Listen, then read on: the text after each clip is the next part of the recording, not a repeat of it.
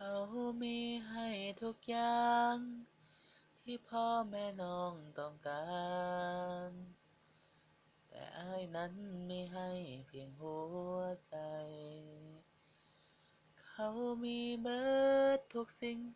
เป็นที่พักพิงให้เจ้าได้อาศัยคนจนคืออ้ายต้องยอมหลีกทางถึงแม้อ้ายสิหักเจ้านั้นหลายเพียงใดผลสุดท้ายคืออ้ายต้องถอยห่างแม้ว่าอ้ายสิเจ็บอ้ายก็สิเก็บเอาไว้ลำพังสิบ่ขัดบ่ฝืนบ่ขวางทางน้องกับเขาแม้ว่าเฮา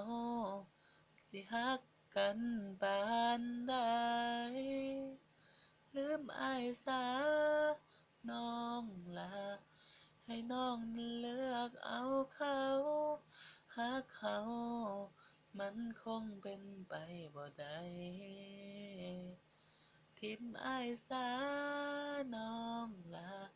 อ้ายอยากให้น้องตัดใจ